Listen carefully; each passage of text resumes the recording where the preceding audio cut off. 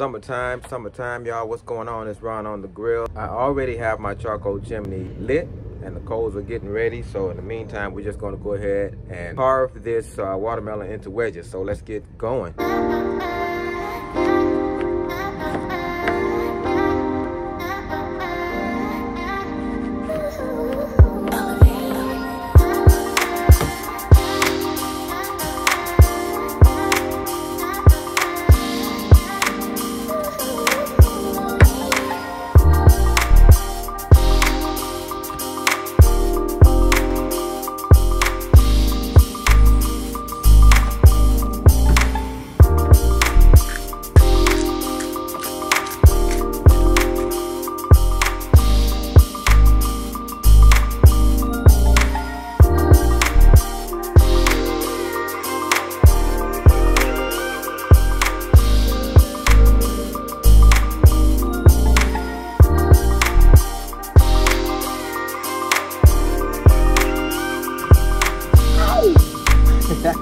Man, it's hot.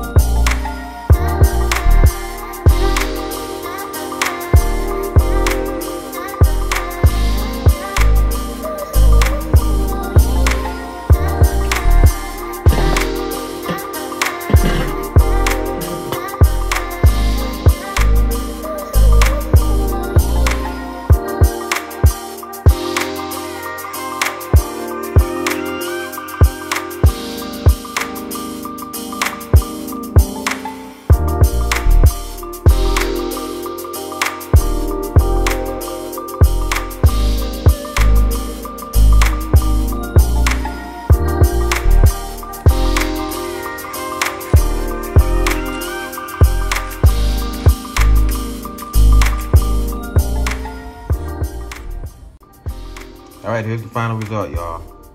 I can't get on camera because my shirt is all wet and I've been sweating. That humidity slapped me around real good and told me to get the hell out from out there.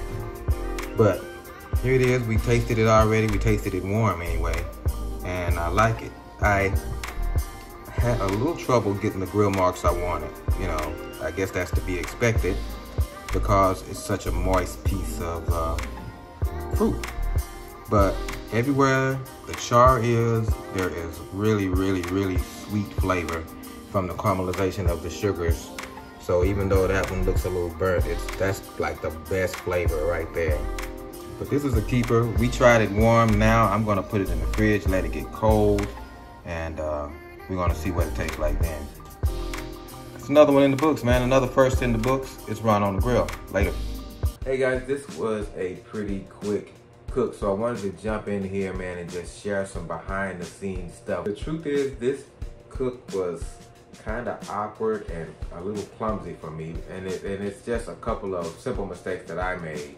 Number one, I kept trying to get grill marks. You know, I already knew because I had already watched some videos. I already knew that you weren't going to get dark grill marks on a piece of watermelon. It's watermelon.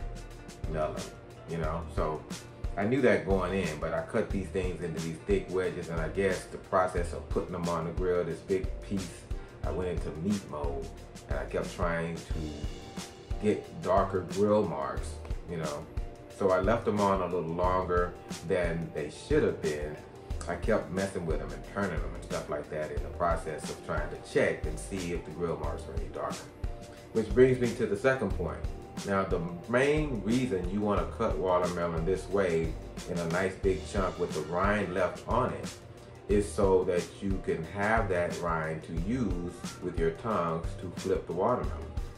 Well, I had my watermelon on there all kinds of ways and facing all kinds of directions, so I couldn't get to the rind. So there were several times I cut this out. There were several times when I was trying to turn the watermelon over by grabbing the meat, the watermelon side with the tongs, and I was tearing up the flesh and all of that kind of stuff, and it was slipping and dropping off and everything. The next time I do these, I'm going to fill the entire charcoal grate with charcoal so I can use the whole surface of the grill. Then I am going to put all of my wedges on the grill facing the same direction with the rind facing me. So it's easy for me to grab the rind with my tongs and turn it over. just thought I'd take one more minute to give you some behind the scenes stuff that you don't often see or don't often hear. Because if you're new to grilling, you can think every one of these YouTube channels are doing perfect cooks where nothing goes wrong ever. And that's just not the case. You can make mistakes, but making mistakes is a good thing because they always teach you a lot that you can use in the next cook. All right, hope you found this helpful, man. See you in the next video.